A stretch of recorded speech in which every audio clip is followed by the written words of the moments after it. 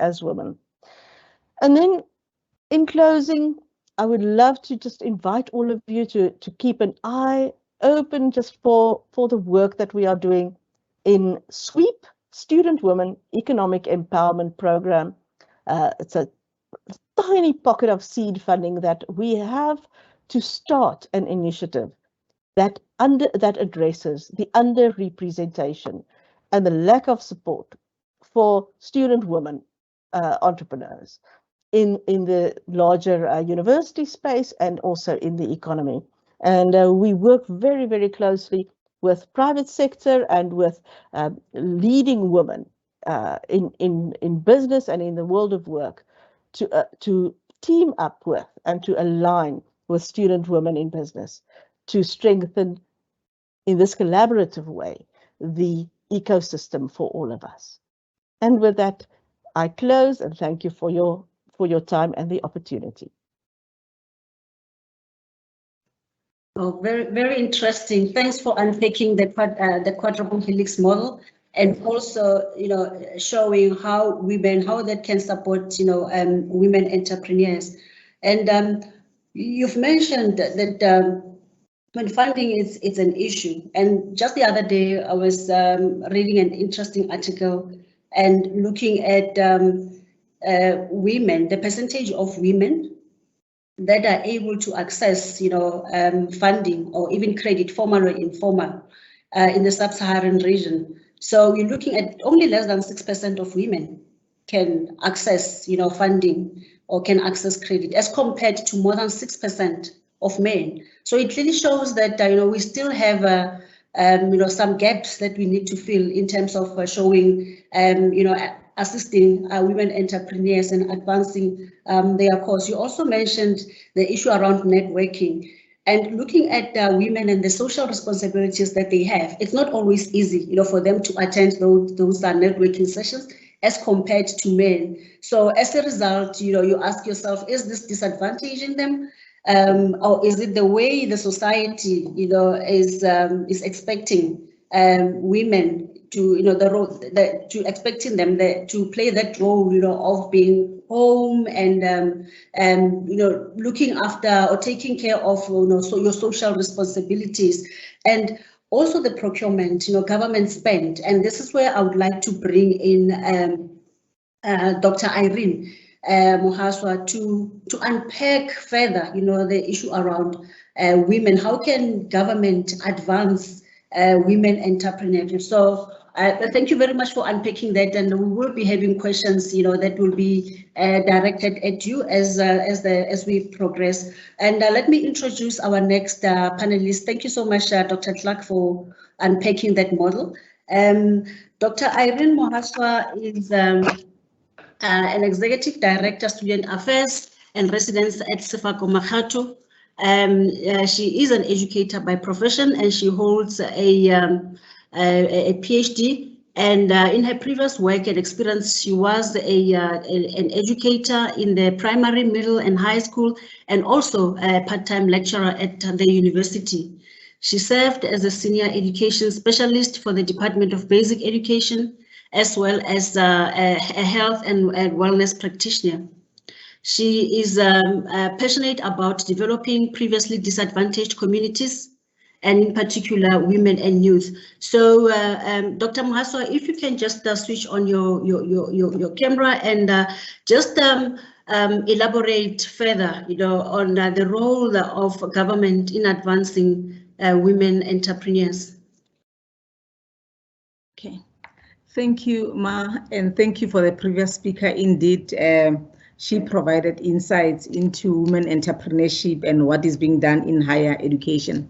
My presentation, I need to indicate I'm actually in for Prof. Sekwe, who could not connect for the meeting due to other commitments. The title is "What should be the role of government in advancing entrepreneurship, especially in women?" I need to affirm that our government or governments play an important role in supporting and empowering our female entrepreneurs to promote growth and success in business. Further than that, empowering. So are you able to switch on your camera? To switch. Yes, if you can switch on your camera. Yeah, if you're on. If you can't, oh, okay, it's not showing from my side, but it's fine. You can carry on. Is it? Oh yes, I was saying empowering and encouraging women to participate fully in public spheres is essential because you'll acknowledge that women are economically marginalized, or we still having those who are still economically marginalized at the expense of men and still facing discrimination in spaces of work. And some women are also having problems with rights and advantages that South African men would have over them. And most of the women entrepreneurs in South Africa, to be specific, have been excluded from access to credit, ownership of land, educational opportunities, and skills development. And I can affirm that this challenge is also prevalent in your developing countries as compared to developed countries. However, women entrepreneurs are suppliers of employment, and they're actually creators of work opportunities. They're innovators, and they're also initiators. The 1995 publication of the White Paper on the Development of Small Business indicated that the development of the government of South Africa realized the importance of developing entrepreneurship and small businesses. It was stated that small, medium, and micro enterprises offered an important vehicle for addressing the challenges of job creation, economic growth, and equity in South Africa. The stimulation of the SMMEs must be seen as part of an integration strategy to take this economy onto a higher road, one in which our economy is diversified, productivity is enhanced, investment is stimulated, and entrepreneurship flourishes. Even though there is a clear indication that women are joining the mainstream of entrepreneurship, there are still obstacles of barriers facing prospective women entrepreneurs. And I need to indicate that some of them include: 1, access to financial resources, customer intelligence, or even knowledge about the market that these women need to serve, non-formal education and experience as crucial enterprise development components in women entrepreneurship. The motherhood, that is the responsibility, household responsibilities that women have, has an impact on whether they will succeed or they will not succeed. Other cultural factors, as you may be aware, especially in African cultures, wherein as a woman you've got that specific role to play in the household as compared to in the world of work or entrepreneurship. Other issues are the laws that stipulate that women need to obey their husbands, especially in developing countries. Our own religions and cultures that women are subordinate to men. These challenges clearly indicate that women in developing countries are at a disadvantage as compared to women in developing countries.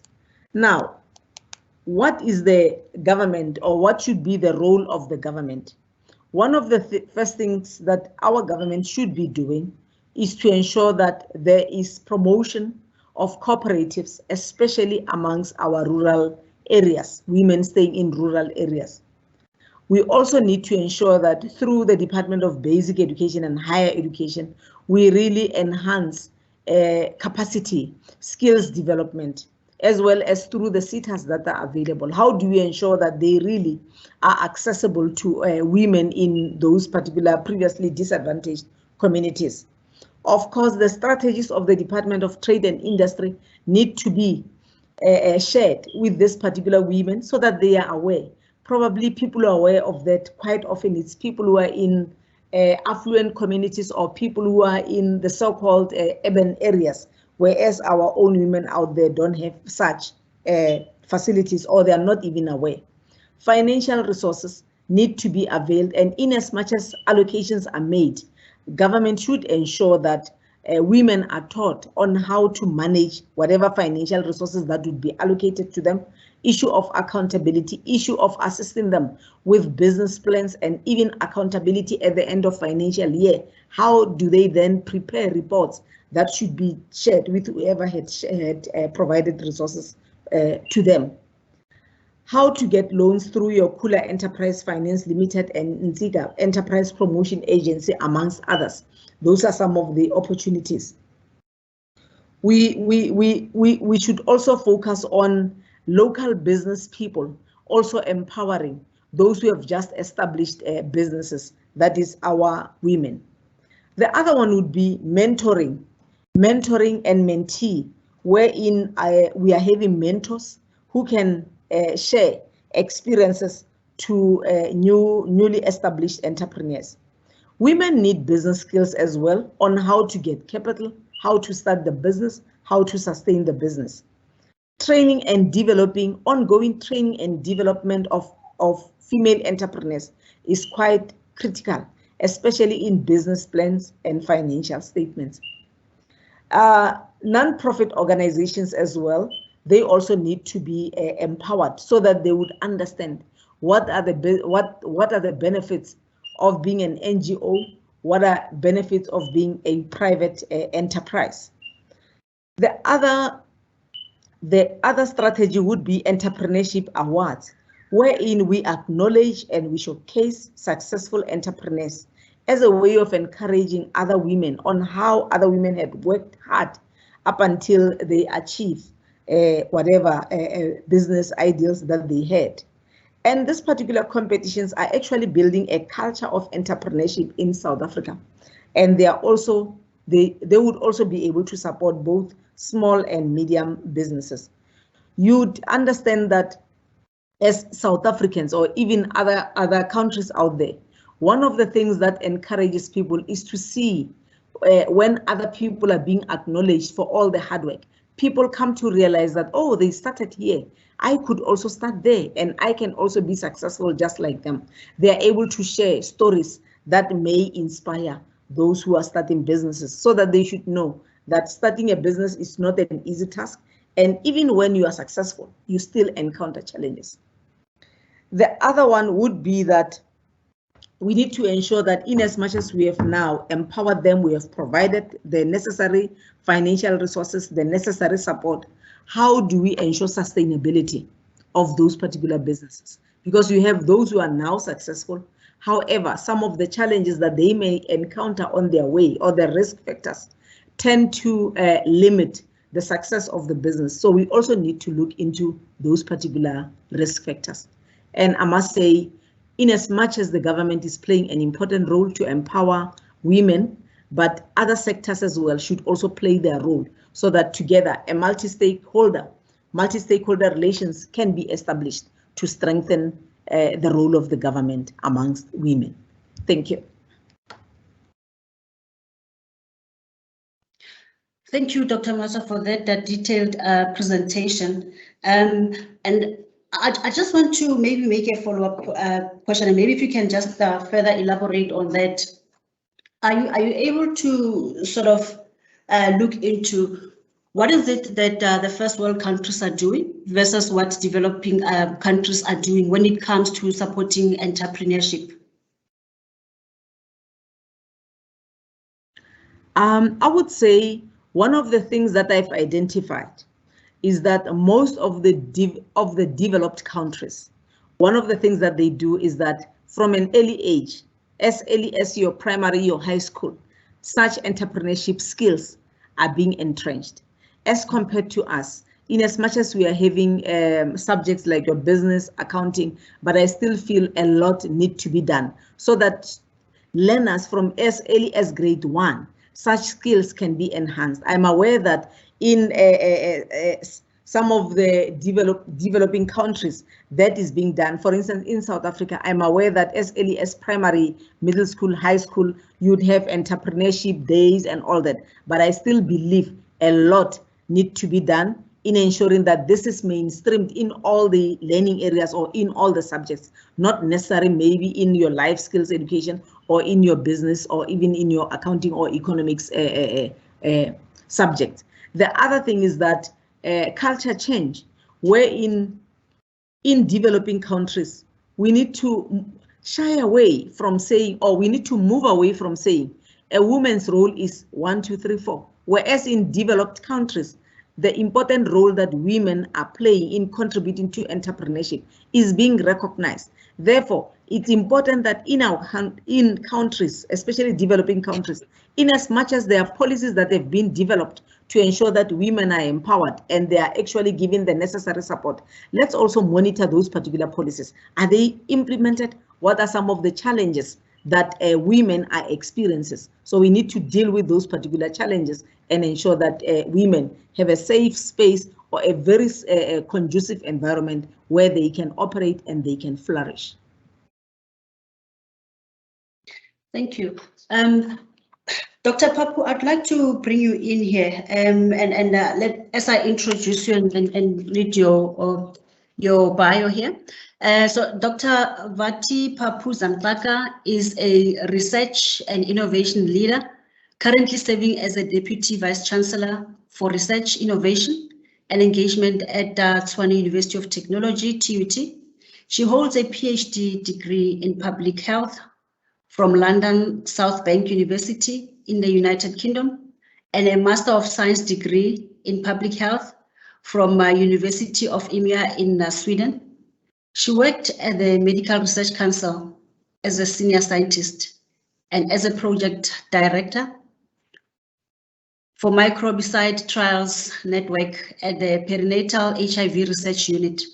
She later joined the NRF as a director for applied research and innovation grants, and subsequently took a position for director for reviews and evaluation. She then moved to a multinational research company, Synexus Clinical Research, where she served as the country director overseeing South Africa, Uganda, and Tanzania.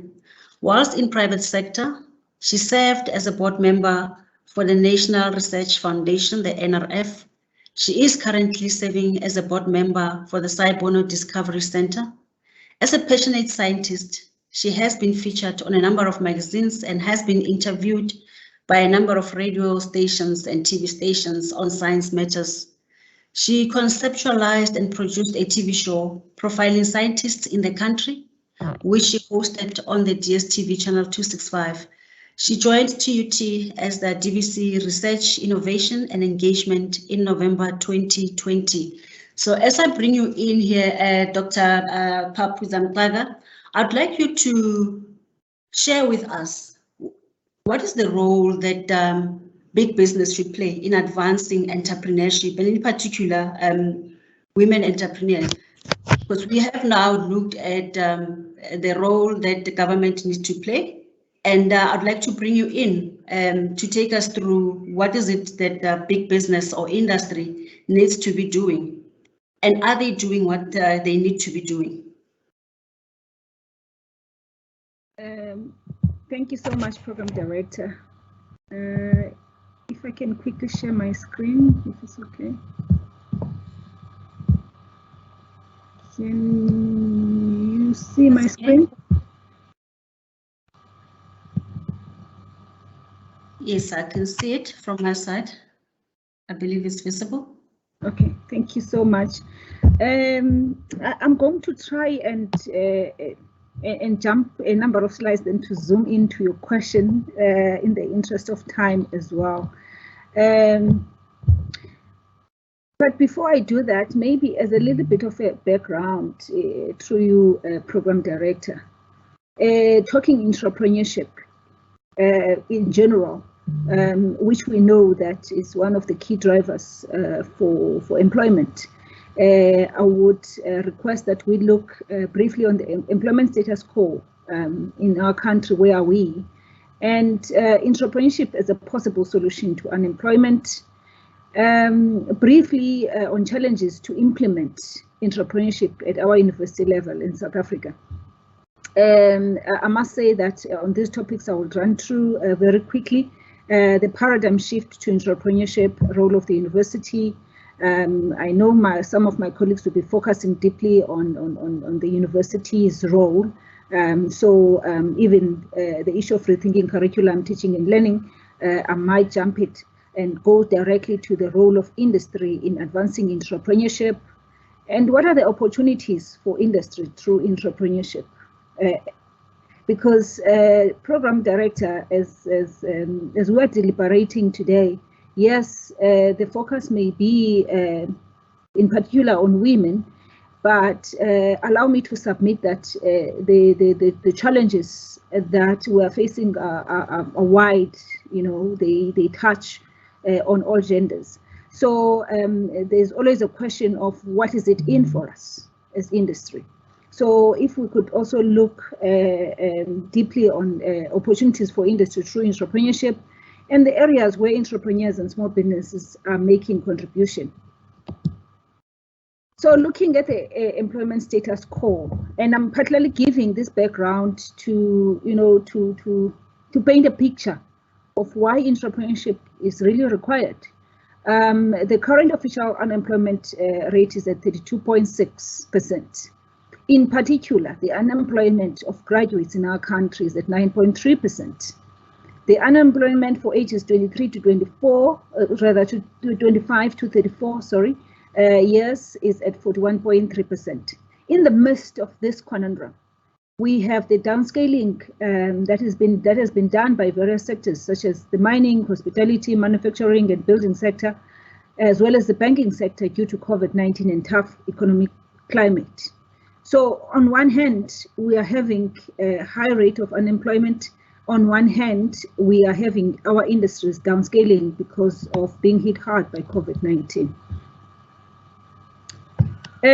Looking at entrepreneurship as a possible solution to unemployment, there is a consensus. I'm not going to go through every point there, but there is from literature really a consensus that entrepreneurship is a possible solution to unemployment. Most economists, as well as academics, they support the notion of entrepreneurship, that entrepreneurship rather is becoming a crucial factor in the development and well-being of our societies. And thus, entrepreneurship is a significant component of the solution to South Africa's development issue. And therefore, entrepreneurship should be prioritized as one of the solutions to address high unemployment rate. And lastly, as much as we have entrepreneurial activities, they are not only the incubator for technology innovation, but they also provide employment opportunities and increase competitiveness. I will expand on these points towards the end. I would like to spend much more time on the last slides that are really focusing deeply on industry. Having said that, entrepreneurship is seen, and it is indeed a possible solution to unemployment, there are challenges in implementing entrepreneurship, particularly at the university level in our country. This is just one example based on the on that task team, which was led by Dr. Blecher. Where the respondents were asked, if you had to generalize, would you personally say that South Africa's university sector is strong in the promotion of culture of entrepreneurship to students and surrounding communities? 95% of our universities and 91% of business schools rather surveyed in South Africa, they believed that the university sector is not adequately fostering the culture of entrepreneurship. So that's one challenge. I'm sure my colleagues will expand on that one. I'm just rushing through.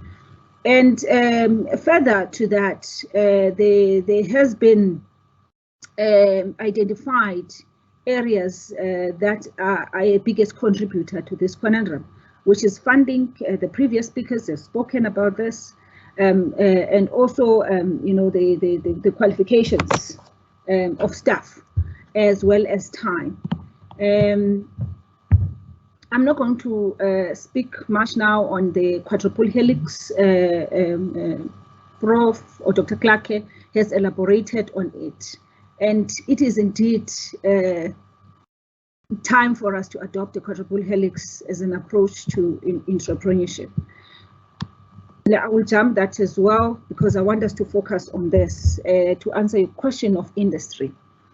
I must make a disclaimer, Program Director, that whilst we're looking at the role of industry in advancing entrepreneurship, we may be clear on what industry should be doing. But I think the question that we need to be asking ourselves more is the how. We can have very brilliant ideas on the role of industry, or what should be the role of industry in advancing entrepreneurship. And I'm saying this in context, maybe before I even go to that slide, I made little notes for myself in here when I was thinking deeply about this topic. We have a situation program director where government is not even a matter of a want. Government needs job creators because of the economic climate that we are having. And the question would be, what incentives then are given to industry to participate in advancing entrepreneurship? The answer there is that there are a number of incentives that our government has put forward to ensure that the industry does participate. However, even though there are those incentives, I think for us it is a matter of also thinking or asking ourselves deeply on should the industry participate in advancing entrepreneurship? What is their thinking? What is the thinking of industry in that regard? Are they seeing entrepreneurs as competitors or as going to end up being competitors? Or is industry seeing entrepreneurs as people who will complement them in their business? I will unpack that in the next 2 slides. I just want us to have that thought as we're going through. So what is it that is at the back of the minds of the industry when they look at entrepreneurship?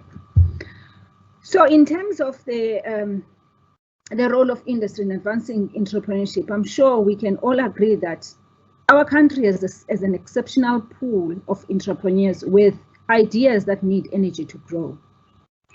So industry can play a crucial role in supporting entrepreneurs. I've just given some few examples there on what the industry could do. For instance, industry could play a role in improving the entrepreneurial ecosystem and ensure an enabling environment for business to grow and thrive. Then it goes back to the question of what is it in for us as industry. Industry could play a role in establishing programs that recognize and develop the innovative solutions from local and rural entrepreneurs. Then in answering that question that I had asked, the 2 slides will be focusing on that, especially the next one. Starting with the question of why should industry support entrepreneurs? Why is it important for industry to come to the party? Having seen all the policies that have been put together by our government through the BBBE, the subsidy that industry would get by partnering with small businesses, the points that they will be gaining through taking learnerships into their companies. But then from the industry perspective, now government has come to the party and did all of this. So looking, for instance, at the OECD report of 2019, it says that entrepreneurship and private sector engagement are key drivers of regional industrial diversification and future competitiveness.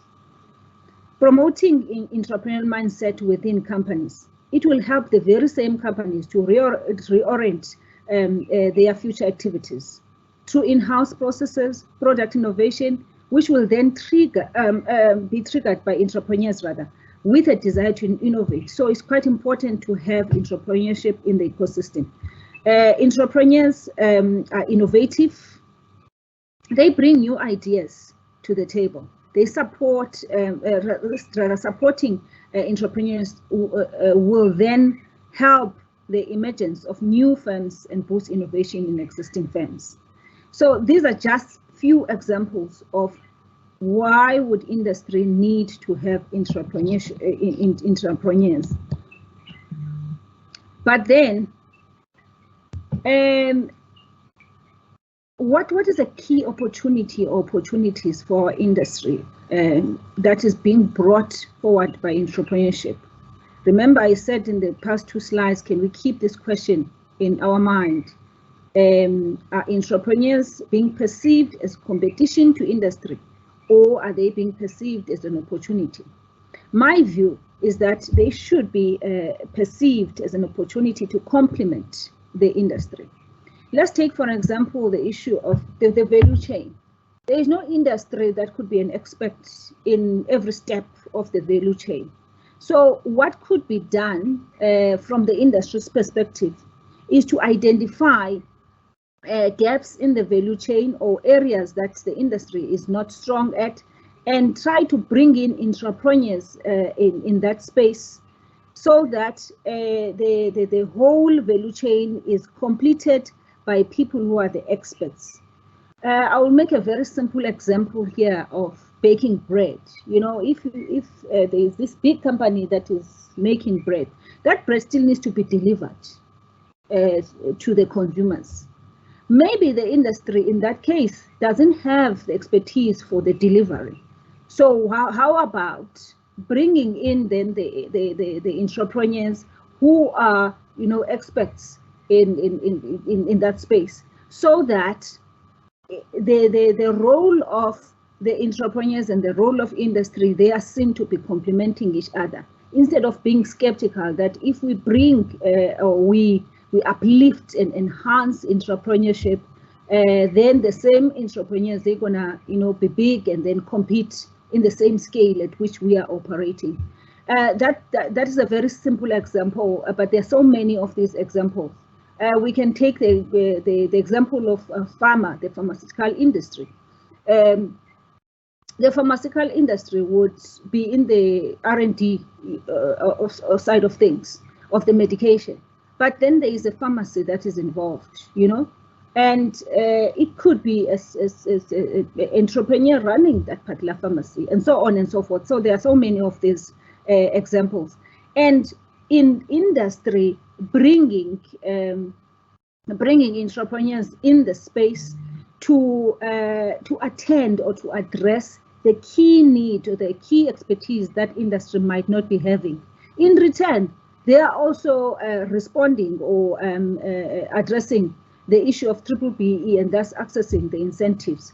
So I think the key message that I would like to put across is that there is a need for the complementary way of doing things between entrepreneurs as well as big industry. I will close with this. Looking at the areas where entrepreneurs and small businesses are making contribution, I think this is also one thing that we are always, you know, overlooking. We need to be in a position to identify which areas are kind of key for the entrepreneurs to, you know, to make a contribution. So it is very much important. I'm not going to run through individually those areas, but I think at the back of our minds, as well as we are looking at industry to open up its gates, but we also, the entrepreneurs on the other side, they also need to identify key areas that will maximize their benefits as far as this is concerned. I will stop there, Program Director. I must also make a disclaimer that in my preparation for this talk, I was so much consumed by the fact that it is indeed a wider problem, the involvement of industry as far as entrepreneurship is concerned. And therefore one cannot necessarily tailor-make it to women. It's an area that needs to be addressed at a larger scale, at a scale that involves all society or all sectors of society, because we are at a stage where we need to break the barriers for entry first. And then once we break the barriers for entry, and then we look at categorization. And that's my submission, Chair. Thank you so much. Thank you, Dr. Papa, for a detailed presentation and unpacking You mentioned that, what is in it for me? And I think that is the approach that almost everyone will take, what is in it for me? Do you think that industries see it as is it in their best interest to advance entrepreneurship? My view is that it should be in their best interest. But I think the question is, currently, is it the case? I think the starting point should be making it visible to industry that there are benefits to you for you to endorse entrepreneurship. So it may happen that the reason why we don't see much of the participation of entrepreneurship in the industry space is particularly because there is no clear or there is no clarity on what is it in for me. All right, thank you. Dr. Mahaswa mentioned the issue around the skills, and I would like to bring in the next speaker, Professor Spusiso Moyo, and I'll just read through her biography before I can pose a question to her. So Prof. Moyo holds a PhD in mathematics from the University of Natal and a master's with distinction in tertiary education management from L.H. Martin Institute University in Melbourne, Australia. As a scholar, she has published widely in the mathematical science with a focus on differential equations and optimization problems in international peer-reviewed journals. She also successfully supervised postgraduate students and continued mentoring emerging researchers.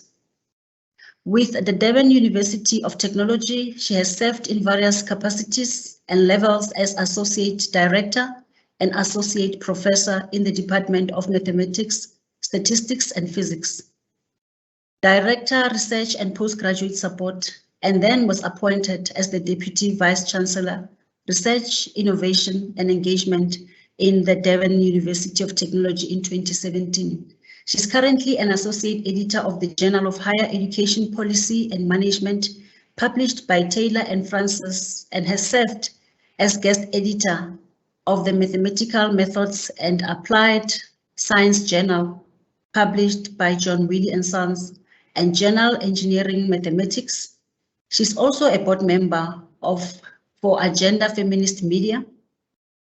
She was appointed as one of the directors of Innovate Durban, an incubator set up as a non-profit company to support innovators, innovation ecosystem, and through programs, research, capacity building, and skills development. Within the DUT environment, Prof. Moyo has been responsible for Research and Postgraduate Support Directorate, which has built to become a key support engine in the areas of research and innovation management that involve the management of research ethics and integrity, grants acquisition, and management research capacity.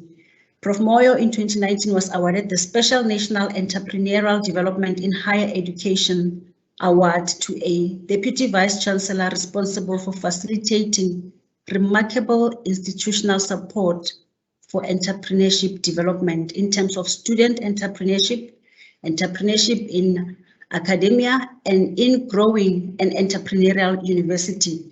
Now with that, Prof. Moyo, welcome. And I think the first question to you would be, are our universities entrepreneurial, in their nature? Are we producing entrepreneurs, or are we producing, job seekers? And if you can also touch on the curriculum, our curriculum, is entrepreneurship embedded in our curriculum? Over to you. Thank you so much, Program Director, for the invitation. And then I must also, maybe before I answer your question, acknowledge all protocol. I know Dr. Nora Clark from EDHE and then also Dr. Papu, who just spoke now. And then also, I think, yes, and the organizers behind the scene who were assisting arrange this, as well as the colleagues who are part of the panelists. Thank you so much for the invitation. So I think when you talk about universities, are we entrepreneurial? I think that if I look at the trends in the last 2 or 3 years, just from the work which has been done through the Department of Higher Education and yourself through the program that Dr. Nora Clark leads, the entrepreneurial development in higher education. Each of the public universities, at least I can speak about the public universities, are really trying to have an entrepreneurial agenda. So you'll see in our aspirations, we all talk about entrepreneurship. From government side, everybody talks about entrepreneurship. So the intention is there. So I can say that from a strategic level, the universities are aware about the challenges of graduate unemployability and are trying to do that. So then the next question is really around how are we doing in that area, and how does one make sure that we create environments where our students can thrive and become active citizens. And I think maybe what is important is to really start off by what we understand by entrepreneurship. And in most cases, people interpret entrepreneurship as being able to start your own business. And on that point, my argument is actually a bit two ways. It may differ a bit. Starting a business is important because that's how you can sort of become independent, because you can make money, you can actually, and in most cases, when you start a business, you would have had to identify what the gaps are in the system and opportunities and be able to provide a service or a product which people can the community members or the society itself can subscribe to, so that you make money. But I think when you look at it, every community has different components and elements which need to be in it. So the idea of entrepreneurship is not just producing people who can create jobs, who can also contribute to the socioeconomic development, but you also need people who can adapt to change. Because for me, entrepreneurship is also about, if I'm a student and I'm trying to study, how can I develop skills which can help me to excel in what I'm doing? And that ability to be able to, change with the times and being able to adapt to change and to find opportunities to see in every situation, no matter how bad it is, how you can lift yourself up. I think those skills are critical. So when we talk about entrepreneurship, it is important to recognize that not every student will have that age to start their own business, but we shouldn't use that excuse to say, it's only a small percentage that will start businesses. Hence, these are the only ones who must learn entrepreneurship. In our curriculum, we need to be able to reinforce the idea that you can actually apply entrepreneurship to every situation that you have. An entrepreneur is somebody who has resilience, as we know. Dr. Clark did talk about resilience, and resilience means also in your business. Of course, as an entrepreneur, there are many challenges. Sometimes you just find there's no market, like we have seen during COVID-19. We asked many of the students how they coped during this pandemic through one of the research projects one of our researchers was doing. And we found that, students can try their best to do whatever it is that they have to do, but the pandemic forced the markets. I mean, access to markets was affected and so forth. Then the question is, how do you pick up yourself? How, despite what the situation is? That can also be applied to your studies, because even studying online has been a challenge to many students. And you find many saying, well, I can't attend class because I don't have data. But the question is, what else can be done to find a solution so that you are able to access the information that you need to access? Or do you just wait for the government somewhere at the end of the year to provide a solution and only attend lectures then? So the thing is that in every situation where one finds themselves, whether they are students or staff, it's about being able to identify opportunities despite of what the parameters or challenges are, being able to find potential pools of people and networks. I did, the previous speakers did talk about networking, which is important, that can help us to be able to achieve our goals. So in a nutshell, I'd say, yeah, the universities themselves, have a lot of systems in place and procedures, which to some extent, I wouldn't call all those procedures and systems entrepreneurial. I think that universities have a lot to learn actually from the way our communities and our businesses run, because in terms of being entrepreneurial, some of our own systems and processes maybe do not react very quickly. They are not adaptive. So if you say entrepreneur, again, it's applicable to an organization. How quick can that organization react when there's an opportunity that comes up? If it's going to take you 2 months to make a decision, you can't argue that you're entrepreneurial, even if you graduate students are entrepreneurial. So I think that, yeah, to some extent we are all aware about it, but I think there's a lot of work within the sector to be done around, things to do with the real issues which people face in the university, students and staff, about, quick turnaround times, the processes that are in place, and the opportunities which can enable, both staff and students become entrepreneurial, because this is a two-way thing. You cannot expect staff to be not entrepreneurial and expect them to train students to become entrepreneurial. I think it's both ways. So we should be looking at capacitating both staff and students. And maybe before I stop there, I should then acknowledge that, through the entrepreneurial development in higher education program, we have those focus areas which focus on, staff as well as students. So, the curriculum itself, which is important, but also looking at student entrepreneurs, because those go together as well. Thank you. Thank you, Prof. Moyo. I think what is of interest to me, or maybe what I would like to, as a follow-up question, are we continuously doing benchmarking to look at what are other universities doing, globally, as compared to what we are doing? And, how do we make sure that those young graduates that we are producing, yes, it's not everyone who will be absorbed by industry, but how do we make sure that if they cannot find employment, then they create employment? So I'm more interested in the benchmarking, with the other institutions of higher education globally. Sure, yes. But then, thank you so much for that question. I always say, it's always best to start from home, right? And within South Africa, we have some very good examples. I mean, I have really learned a lot from universities like Stellenbosch, what they are doing. I've also had an opportunity to visit a few institutions in China. And I think we've had a very good opportunity, and Dr. Nora Clark maybe was part of this team that also went to the US when our students also went for the Enactus competition there. We took an opportunity to take our staff there. And then also we've had a group which has done some benchmark in Ireland. They went to Ireland, and some of them also Finland as well. And our Vice Chancellor, I know when he was trying to put a new strategy, there's a group that actually went with him as well. And I think this idea of benchmarking is so important to expose staff to different systems, because when you just explain to staff in theory, it's very hard for them to imagine what you're talking about if you're the only one that travels and doesn't allow other staff to have an opportunity to see other things. So I've drawn a lot, I think, from our local ecosystem. There's a lot that we can learn.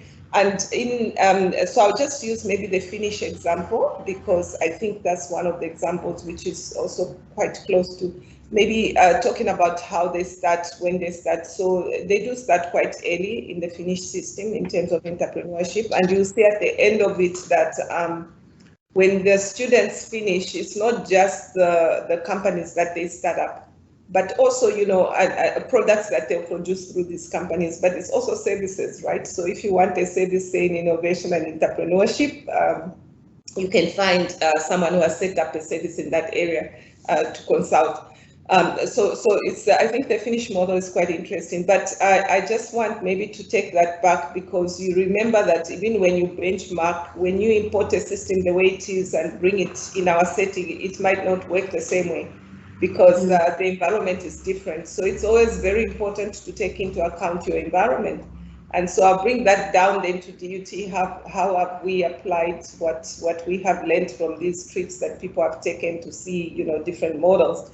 And what we've learned is that, yes, taking your environment into account is important, and also looking at the strengths in that region, identifying what industries are strong and what industries can actually work with your entrepreneurs to help them as well.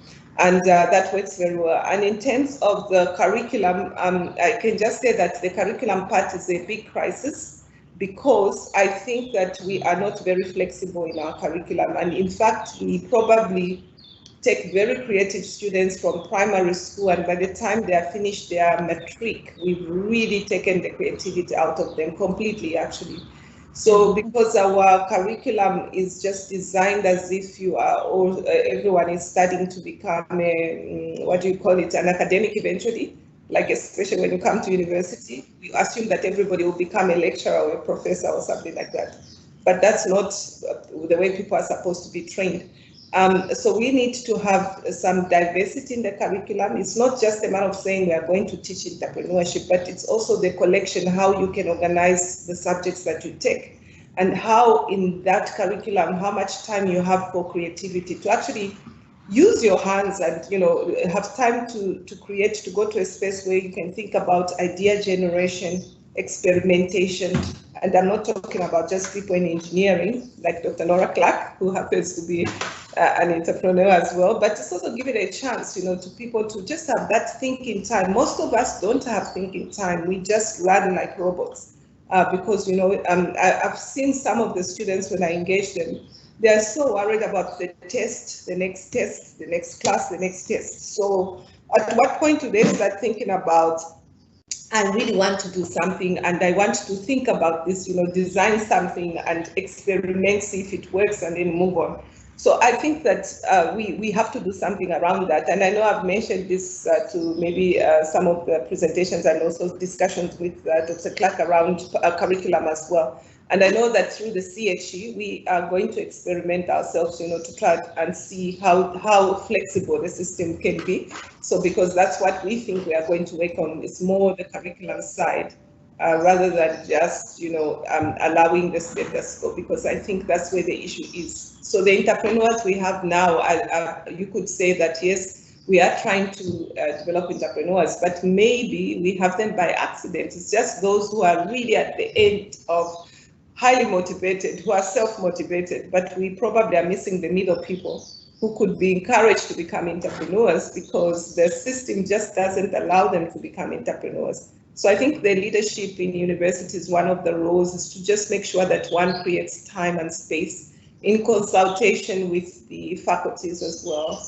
and stakeholders to make sure that students have that opportunity, and staff as well, to be creative, because it's the staff, remember, who have to train the students.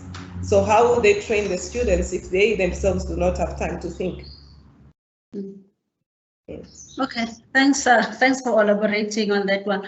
I think it will also be interesting to see the students that have studied a qualification in entrepreneurship, to see how many of them are real entrepreneurs and how many of them are unemployed. You know, how many of them have been absorbed, you know, in the job market. So it will be quite interesting, you know, that someone studies entrepreneurship and they end up being unemployed, or they're looking for employment. Thank you for that.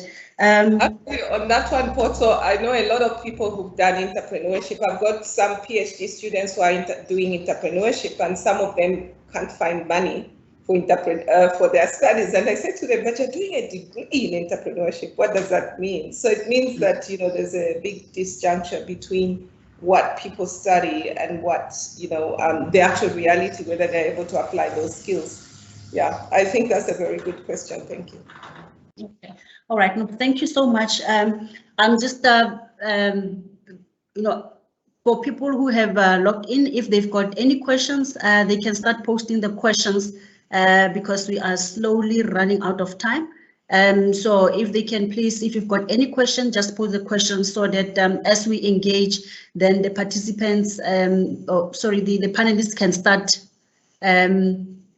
answering or responding to those questions. So I'd like to bring in the next speaker, Dr. Sibongile Vilakazi.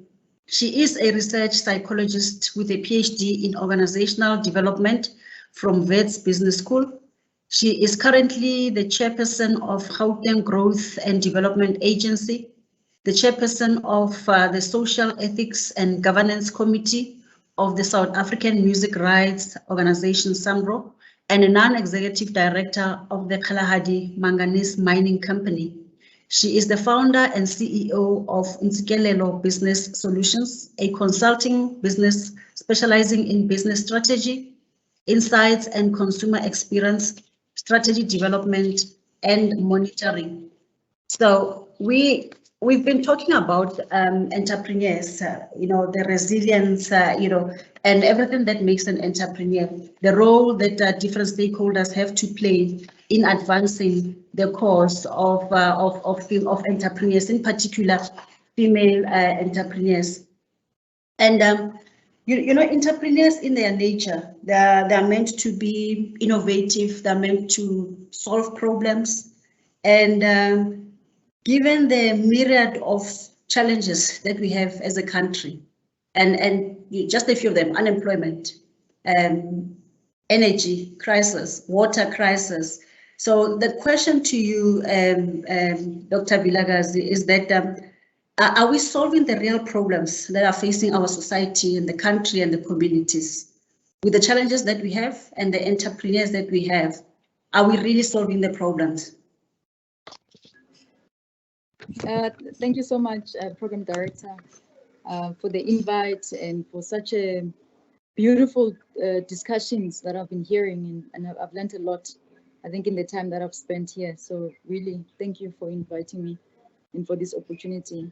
I have a disclaimer. I've got a hard stop at 4, so I will have to dash as soon as I'm finished. Unfortunately, I won't be able to stay for the questions and answer. I apologize for that. But looking at the question that you've asked, I did a quick search just now, Google search on what is entrepreneurship. Just wanted to see what comes up, or everything that comes up around the term.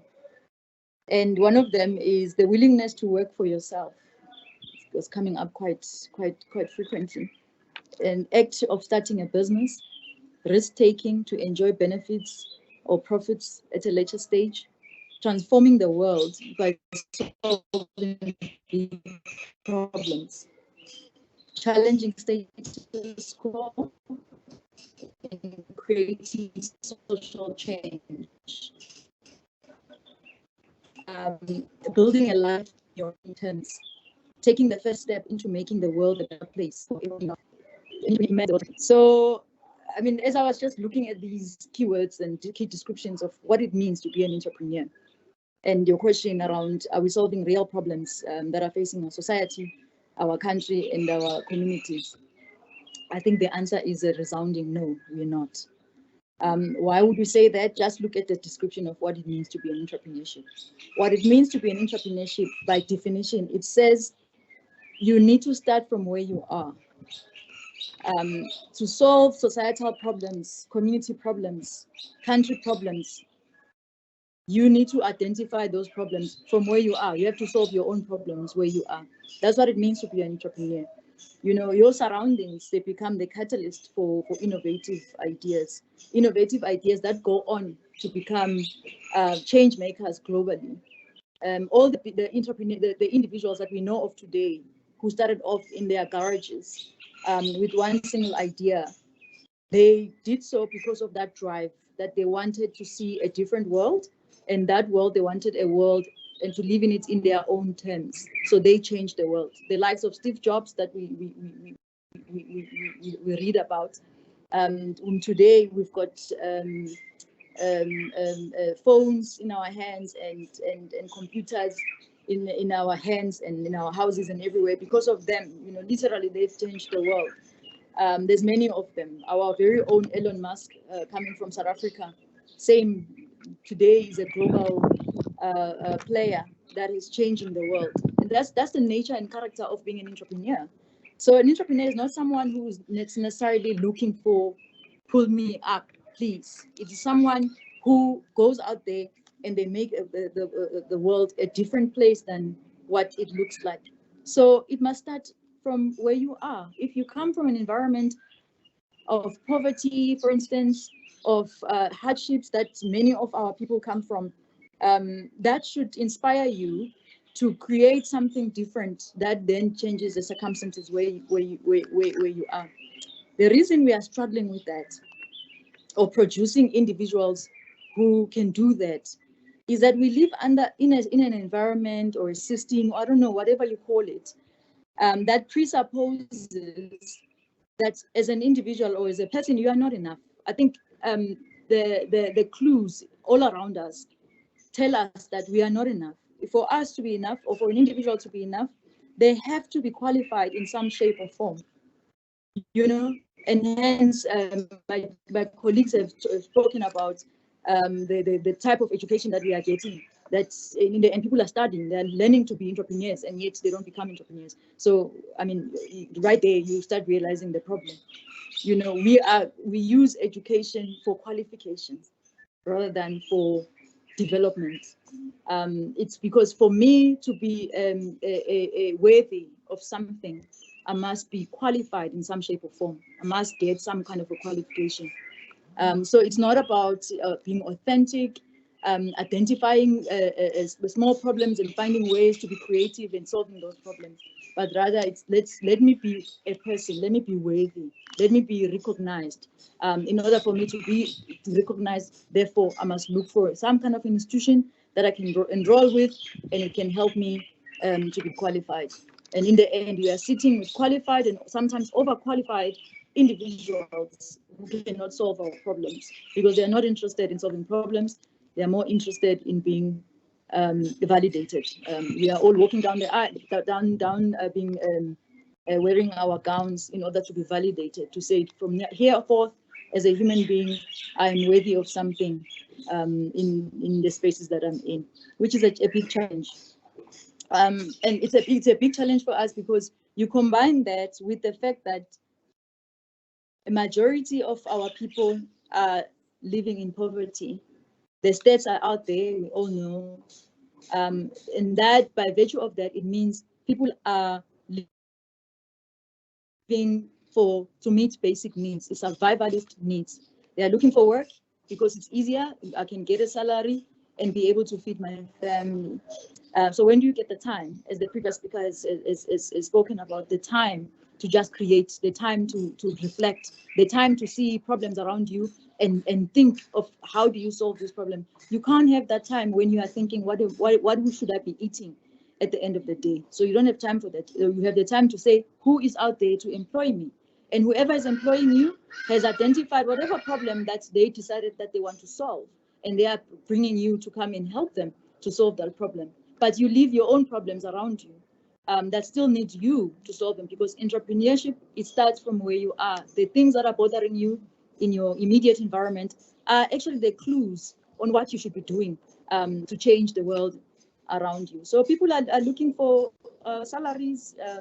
It becomes attractive that you can have someone who can assist you to get some immediate money, and you get trapped once you start in that process. Immediately, it's a trap. And if we look at a position to take risk that will hopefully pay off later, you have to withhold in today's gratification for what could come, or what could become tomorrow. So our environment is not conducive to create entrepreneurs in the true sense or the true definition of what an entrepreneur is. It's not conducive. It doesn't help to have people studying, doing a PhD in entrepreneurship. It's just, it tells you something is just not adding up, because it defeats the purpose of what it means to be an entrepreneur. Rather, you can do that PhD while you are busy already having a business, but can't study to become an entrepreneur. It doesn't work like that. Entrepreneurship is about ideas. It's about the space that allows you, that says you are good enough. Your idea is good enough, as raw as it is. It is good enough, and it can change the world. You don't need to be qualified to change the world. You can change the world as you are right now with your ideas. However, we need an enabling environment that tells our people, that tells us that, that reinforces that message that we are good enough in our ideas. We need those ideas to solve the world. So it's a mindset shift. It's about building, and it's a mindset shift that we desperately need, actually, as a country, if we are to make the dent that we need to be making. We are in dire situation. I mean, if you look at 64.4% youth unemployment, it is scary to even think of it. In platforms and negotiating how we will absorb young people into education spaces that leave them more disappointed than when they started, because it creates an individual that is expecting someone else to come in and assist instead of them taking the baton and assisting themselves by changing the world. So it will take really deliberate efforts, and we need all stakeholders to come in and assist on this one. Specifically, institutions of higher learning, because it's a fact, institutions of higher learning are in the business of qualifying people. They are in the business of making sure that they are selling whatever qualification or degree or certificate or whatever it is that they are selling. And that mindset also needs to change. You know, it needs to change and start looking at how do we respond to the needs that are so survivalist and basic. You know, the concepts that can work today for someone to make a living, and by making that living, they start learning the skills that they need to learn, because an entrepreneur can only be an entrepreneur by doing. You can't be an entrepreneur by learning it in a book. You have to be out there working with your ideas, understanding your market, understanding your competition, understanding what just it means to have cash flow and how you manage it, and how do you make sure that you have stock if you are selling something. It's basics like those that then we can start building from and leveraging from, to make sure that when people graduate into learning the bigger or the more sophisticated skills on how then do you run your business as it starts growing from being a survivalist business to becoming a middle-sized business. But institutions of higher learning also need to adapt the way we do things. You know, the pressure, I mean, I am an academic as well, so I know the pressure of making sure that we have an inflow of students to come in and take up whatever program that we need to take up. That sometimes we also then miss the point of time to think and reflect and say, is our formula and our way of business as an education business still conducive for the environment that we find ourselves in? Government and agencies such as the one that I am a chairman of, the Gauteng Development Agency, are here for that. It's a mandate. We have a mandate to create an enabling environment for people to create jobs, for the economy to grow. That's the mandate of the agency. So, and our success should be determined by how many jobs have we created. You know, how much is the economy growing because we are facilitating and creating that enabling environment for people to thrive, and for people to find it in themselves and realize that it's within them, and have the confidence and self-esteem to know that they are enough as they are, just by virtue of being alive. You have something that you can offer the world. You don't need to be validated by a specific qualification to go around and showing it around. You don't need that. You can solve your own problems right now, today, but obviously the environment must be able to support you in doing that. So in our case, our mandate is to position Gauteng as the ideal investment environment. So we do connect investors to markets, and we do want investors to come into the country and plow their money, so that then we create the jobs that people need. That people need. So at the moment, we focus on that. We also focus on trade, assisting people to understand the concept of trade and what does it mean to be moving your goods even outside the country. And we enable that space and assist them to do that. We also assist with skills development, you know, to bridge gaps where there are gaps, like specifically with skills of the future that may be needed. We are there playing that space. It's our mandate as an agency, and we are committed to that mandate. However, we do need to partner better with private sector, with institutions of higher learning, and stop looking at fancy ideas, because at the moment, most of us are preoccupied by these fancy ideas that look cool and shiny. We all want to go out there and learn from the world how things should be done, instead of developing our own instincts on what needs to be done and how it should be done, and teach the world on how those things should be done. So we need to go back to those basics and assist our people that, you are good enough, essentially, and you can solve these problems. We need you to solve these problems, and you can solve them today because we believe in you and we know you can do it. So as much as we need investors to create jobs, we desperately need people to learn to solve their own problems and have the confidence that they have the ability to change society and the world for the better, because they will be supported. There's no room to fail. Failure is part of being an entrepreneur, actually. You have to try different ideas and see where they work and where they don't work, and that's part of it. So it can't be labeled negatively. And in a society where people want to be validated, then they become even scared to try and fail, and without realizing that failure is part of it. That's how we get to on the other side to become great entrepreneurs. So for instance, from the Gauteng perspective, the pillar on township economy revitalization talks to exactly these ideas, to say, let's go back to where people are and identify what they are already doing to survive, and enable that to then to grow and become bigger and to become serious businesses that even bigger size businesses can contend with. Yes, we want industry to feel threatened by entrepreneurs. They should be, because the role of an entrepreneur is to change the status quo. So we need people who are creative enough to look at the gaps and the loopholes and go and change it and create new industries. That's what we want. We are looking for that. But the partnerships are there, obviously, because as a starting point, you need that hand holding to assist people to get to where they need to be going. But at the end of the day, the real ask is for us to develop people and develop their self-esteem and their confidence over and above the qualifications. Qualifications should come secondary. It shouldn't be the priority. That in order for you to start, you need to be qualified. It's a wrong way of looking at it. Thank you so much.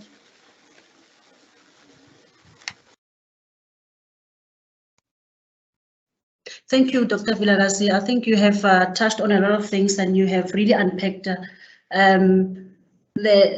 the question that I was going to ask. I think you've already touched on it around is the environment conducive, and also the role of the agency that you are chairing in advancing entrepreneurs. But I think you have touched on that. I have noticed that we are running out of time, and our last panelist, our last speaker, is having connectivity issues because she's having a load shedding. It would have been lovely to have her. Her name is Mr. Poshiam Gomezulu. This is a person who has started a business 10 years ago, one-man show in her kitchen with a revenue of about 200 rands. And she has built it, to have, from being the only person to employing over 145 people. And she, with her persistence and passion and tenacity, she enabled her to take her products to over 2,000 leading retailers in South Africa, such as Pick n Pay, Shoprite, Checkers, Gain, Clicks, Discount, Spar, and a range of pharmacies. She has also successfully exported her products to countries such as Botswana, Swaziland, Lesotho, Namibia, Malawi, Mozambique, Zambia, Zimbabwe, Tanzania, Gabon, Nigeria, and Serbia. So she has even established her own Portia M Foundation, which focuses on social responsibility, mentorship. I think one of our panelists spoke about mentorship. I think it was Dr. Mohaswa, and also promoting entrepreneurship and also the youth development. So it would have been good to have her here so that she can share her journey, and look at the funding. When did she get funding? At what stage was her business funded? Because, when it rains, nobody wants to offer you an umbrella. But once your business starts taking off, suddenly everybody wants to offer you assistance. So I think what we'll do then is I will have a separate interview with her and then post it on our social media pages. And the questions that we have as well, we will respond to them and also post them on our social media pages. I am mindful of the time that we now 6 minutes over the time. And I know that most of you would like to continue engaging, but allow me to close the session and to thank everyone for attending, and the panelists, our wonderful panel of speakers, for participating and giving us insight into the quadruple helix model, and unpacking the role of different stakeholders, and also what is it that we need to do, you know, as higher education institutions. We need to look, go back and look into our curriculum. What is it that we are teaching? We need to go back to the basics and, you know, build our own case, and you know, charity starts at home. We need to learn from each other, and we need to be creating employment instead of you know, expecting the government and the industry to create employment, because it is very clear that it's not everyone that will be absorbed into the mainstream of the economy. So having said that, thank you once again for joining us. Keep safe. COVID is still with us. Keep wearing your mask, and wash and sanitize your hands. And a special thanks to the TICE and the SMU team that have been working tirelessly in putting together this beautiful event and making sure that everything runs smoothly. We had some glitches in the beginning, but we managed to resolve them. So thank you very much, everyone, and have a beautiful evening. Thank you. Thank you and goodbye. Thank you. Bye.